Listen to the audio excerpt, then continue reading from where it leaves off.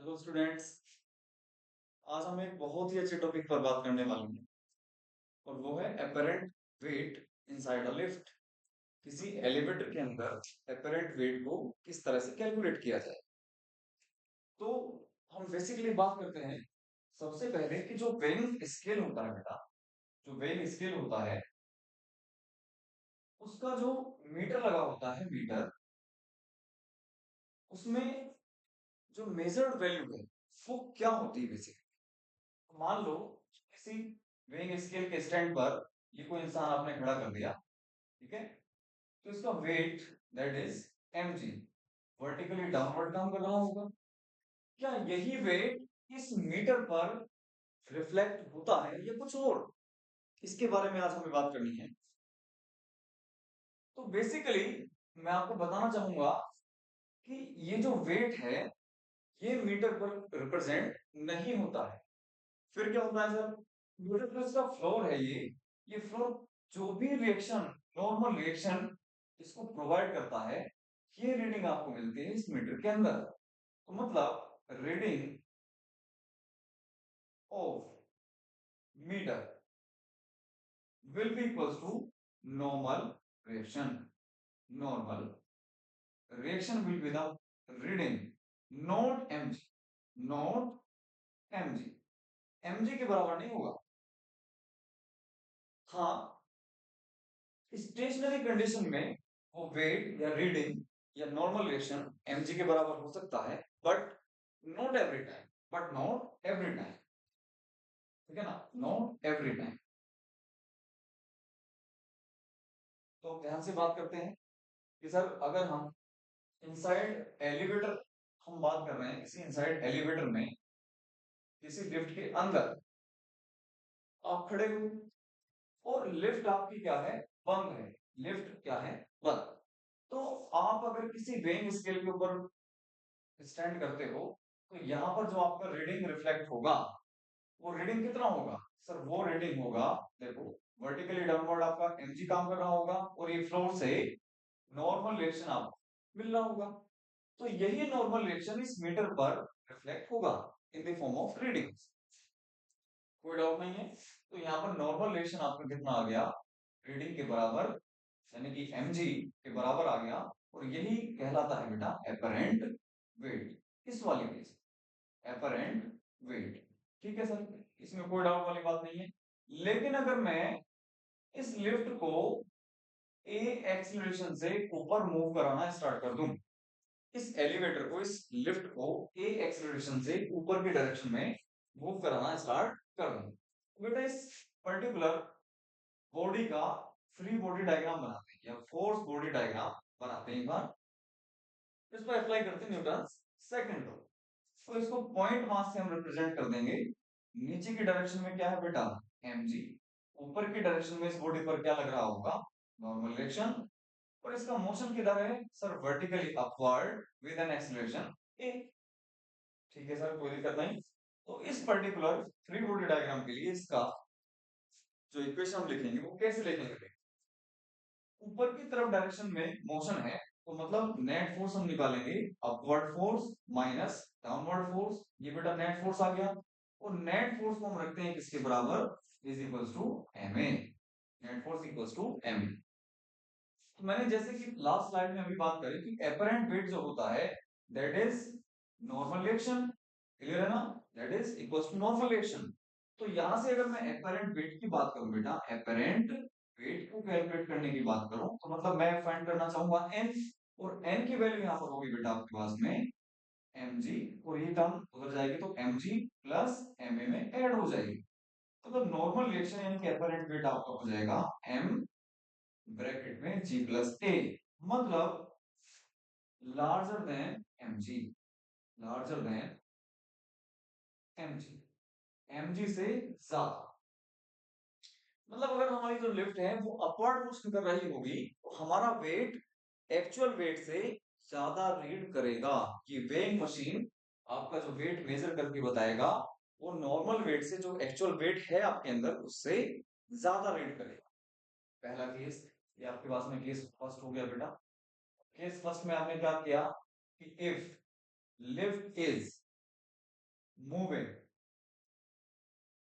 in upward direction, in upward direction with a acceleration, ठीक है, ए acceleration से upward motion इस लिफ्ट का है। अगर सेकंड, अगर मैं केस लेकर चलता हूं कि एलिवेटर इस बार वर्टिकली डाउनवर्ड मोशन कर रहा है विद ए एक्सलरेशन, और इस बंदे का मास है कितना m, तो इसका वेट वर्टिकली डाउनवर्ड काम करेगा कितना mg, और नॉर्मल एक्शन इस बार n। क्लियर है?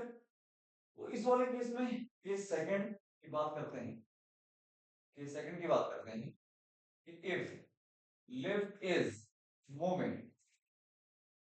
Vertically downward with acceleration a, तो क्या केस होगा? तो let us draw free body diagram, ठीक है। तो पॉइंट मास से रिप्लेस किया, वर्टिकली डाउनवर्ड इसका वेट काम कर रहा होगा, नॉर्मल एक्शन बेटा अपवर्ड डायरेक्शन में, और नेट मोशन है आपका vertically downward with an acceleration a, ठीक है। तो इस पर्टिकुलर सिस्टम के लिए, इस पर्टिकुलर कंडीशन के लिए मैं इक्वेशन ऑफ मोशन लिखना चाहूंगा।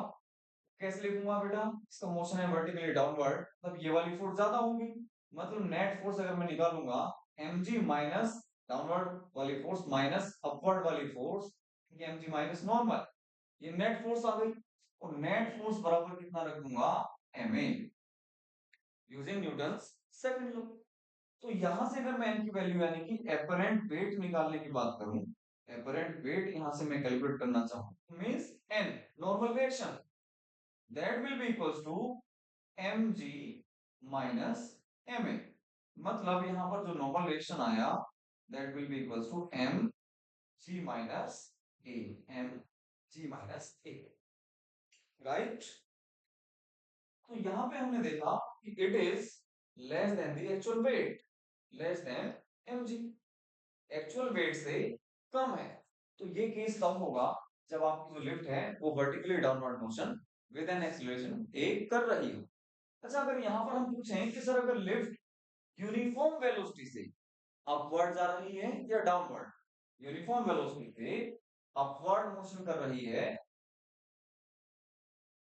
या डाउनवर्ड मोशन कर रही है, तो इस केस में आपका जो वेट होगा कितना होगा बेटा? क्या रेट होगी, क्या रीडिंग ऑफ द मीटर कितना होगा, वेइंग मशीन का जो रीडिंग होगा वो कितना होगा? इस वाले केस में बेटा रीडिंग होगा आपका is equals to mg, mg के बराबर।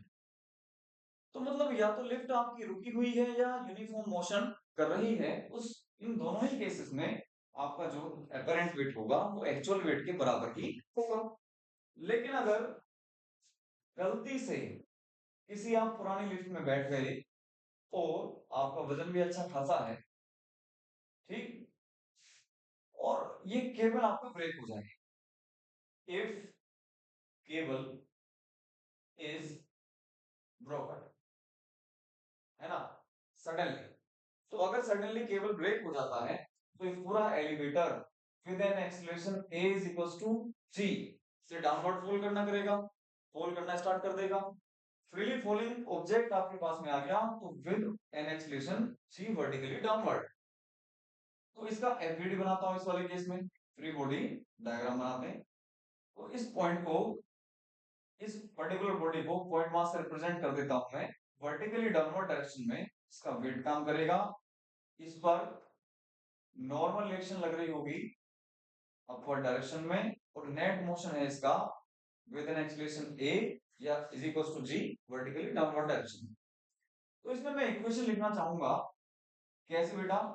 ये क्योंकि नीचे की तरफ जा रहा है, इट मींस ज्यादा फोर्स क्या हुई mg, ज्यादा वाली फोर्स में से कम वाली फोर्स को आप माइनस करो, नेट फोर्स आ गई, net force is equals to ma, m किसका? उसी पर्टिकुलर बॉडी का जिसका आप एफबीडी बना रहे हैं। तो m इंटू a, इस बार एक्सीलरेशन कितनी है? g के बराबर। तो बेटा यहां से अगर हम नॉर्मल यानी कि अपरेंट वेट निकालें, क्या निकालने की कोशिश करें? Apparent wait means normal reaction, तो कितनी आ जाएगी वो? n को उधर ले जाइए, mg माइनस mg, तो n की वैल्यू आपके पास में आ गई 0। And this condition is called as, मतलब जब आपकी नॉर्मल एक्शन क्या हो जाए, जीरो, एपरेंट वेट या रीडिंग आपकी कितनी हो जाए, जीरो, तो ये कंडीशन कहलाती है बेटा वेटलेसनेस, वेटलेसनेस। क्लियर है? तो कई बार हम जब झूले पे झूलते रहते हैं, जब ऊपर जाते हैं तो हमें अपना बॉडी थोड़ा सा भारी महसूस होता है अपने खुद को, और जब हम किसी बड़े झूले से नीचे की तरफ फॉल करना स्टार्ट करते हैं, राउंड राउंड वाला आपने देखा होगा झूला, तो जब ऊपर से नीचे आते हैं तो उस टाइम हमें ऐसा फील होता है कि पता नहीं हम गिर नहीं जाए। तो वो जो फीलिंग है पेट के अंदर गुदगुदी होती है, that is feeling of weightlessness.